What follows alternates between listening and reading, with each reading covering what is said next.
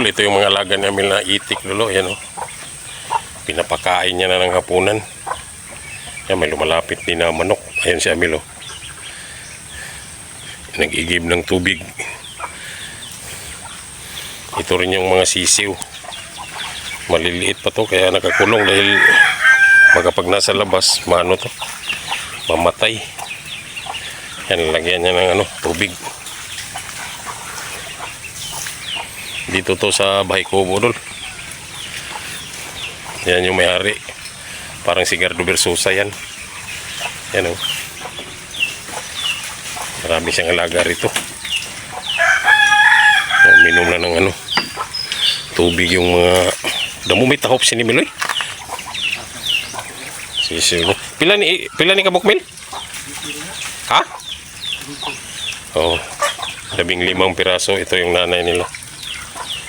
Yung doon may naglimlim na doon, dalawa. Okay dol, pumunta muna ako rito sa sa palay ko. Titingnan ko yung palay, baka may mga nalaglag na ito yung kahoy namin dami. Pa to, puputol-putulin. Ito yung nakasako, dalhin ko to sa amin ngayon. Ito yung sapa rito, medyo yung tubig. Maliit na lang, kunti na lang. Marami niyang isda ngayon dahil dinaanan ng bahayan. Ito naman yung nabali ng bagyo. Bagyong Tino. Matagal na to, patay na yan, pwede nang kahuyin. Tuwing umaga pumupunta ako rito dahil nitingnan ko yung palay ko, baka may nalaglag na na puno na palwa sa niyog. Kasi pag nalaglag tapos tumama rito, ito na yung sa akin. Tapos hindi mo nakuha, hindi siya makabunga na maigi. Ganda ng simoy ng hangin dulo. Ito yung kagandahan dito sa probinsya. Maliwalas sa Tagalog. Kilala niyo yung puno niyan dulo? Yung puno niyan tinatawag na batilis. Pag kinain mo yan ng kinain, lalabas yung mga bulati mo sa yan. Kasi para pampurga ito, yan siya yan. Dati malakas kami kumain nito. Ngayon yung mga bata halos hindi na yan kilala. Batilis. Wala namang nalaglag na puno dul. Ito yung inano ko kasi panay-panay ang kalaglag nitong puno na to. Natumba kasi ito nung bagyong kasagsagan ng Bagyong Tino. Ito yung pinakapuno niya dito, yan. Patay na yung itong puno na to dahil nabali yung niya, pinakapuno niya doon. Yun yung pinakapuno niya doon. Doon yan. Siya yung puno niya, bali na. Yan, pupunta doon. Yan yung sanga niya, panay ang laglag. Nalalaglag doon sa ko. Palay ko. Tingnan ko naman yung mga tanim namin dito na gulay. Ito yung talbos ng kamote namin doon. Yan. Kinuhaan ko to kahapon.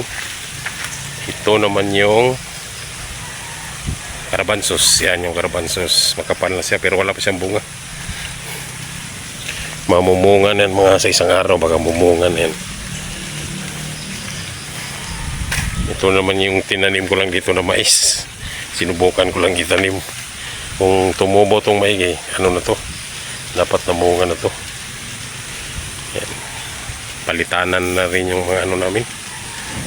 Gulay dito dahil medyo matanda na. Ito sa pinsan ko naman to. Ito yung namin, sikwa. Yan, marami na kaming napitas dito, mahigit na 20. Mga ilang puno ko itong sikwa namin. 2 puno ko ito, 3. Ito yung bunga niya, ang daming bunga. 1, 2, 3. Mayroon pang isa dito. Saan pa yun? 3 yun dito Saan ba yung isa dito? Kinuha na yata. 3. Tsaka ito, yan.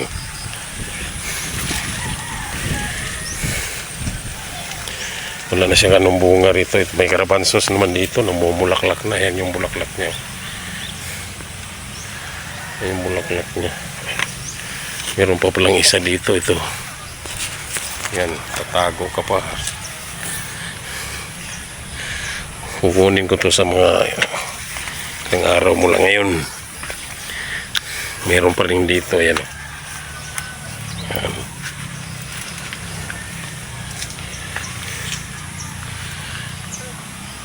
Dito sa puno ng saging yan, meron din isa dito. Meron din ako kaming kahoy rito. Ito yung kahoy namin dito. Ito rin na putol-putol. Yan. Ito, pwede na to. Ready na to. Pwede na to. Itong kabila, garden talaga to na malaki. Yan o, kita nyo naman yan. Pero wala pa silang tanim dahil nalagas na. Meron din kaming tanglad, hindi na nalinisan. Yung hindi luyaw. Sa ngayon doon wala pang saging rito na mapakinabangan dahil nasira na nga nung bagyong Tino. Sira na rin yung ko rito, lantay. Dito ako nag-uupo pagka tuwing pumunta ko rito. Papahangin, humihiga. Sira na. Palitan na. Puno to ng mangga doon. Eh. Dalawa to, ito yung isa. Nasira na din sa bagyo.